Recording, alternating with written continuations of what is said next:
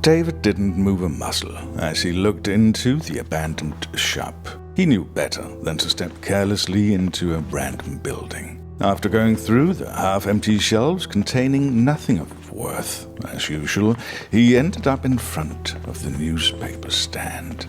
Here he began browsing through the now yellowed magazines, sad-looking publications that, long ago, had lost their glimmering surfaces. Laura would appreciate something new to read when he got back. She had gone through her current stack of aging comics several times already and was growing increasingly restless.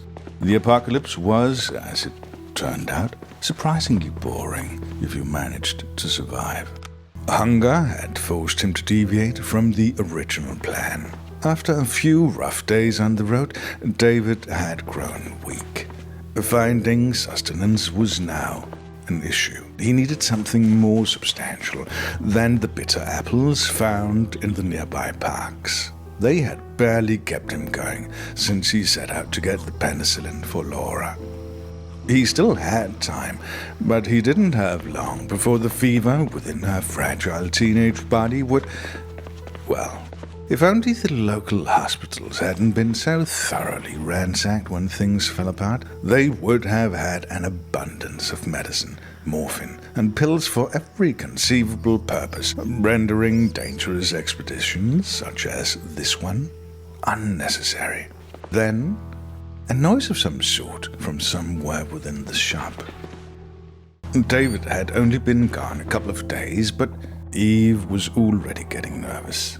Laura hadn't been feeling well for a while now, and even her usually horrendous teenage mood swings had dwindled into a lazy insult every hour or so. Eve didn't exactly enjoy having David around these days, but the only reason they had been able to survive the initial onslaught had been thanks to their shared resentment of other people.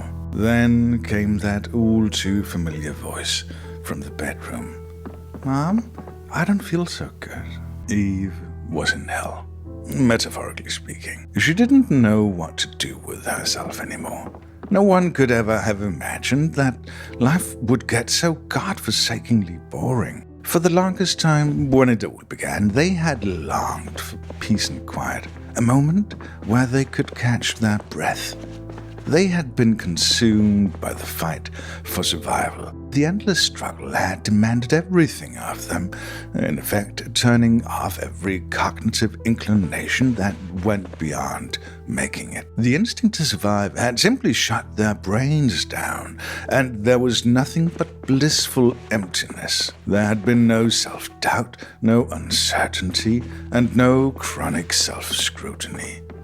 And now there was just an infinite inner space with vast fields, filled with enough time to think about every single damned thing that happened to cross your mind. Consequently, Eve had spent all of yesterday trying to recool the colors of her childhood kitchen, the furniture, and where exactly around the table everyone used to sit. "Ma, are you there?" Oh, God. Eve put on her most benevolent smile of parental strength. Why did we ever have children? David stood completely still and held his breath. There was something.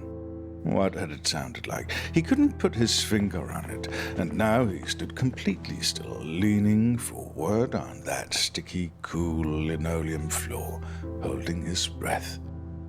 There was no movement, nothing. And the pressure on his thoughts grew massively with every passing second. Staying in that position began to hurt, but fear kept him pinned down. Was it a local militia? Perhaps the group that operated around the city center. He often had nightmares about them, even though he didn't know for sure if they were actually as terrible as he imagined. Had the sound come from the pipes? That couldn't be right. They hadn't been used in years. He needed to go home soon.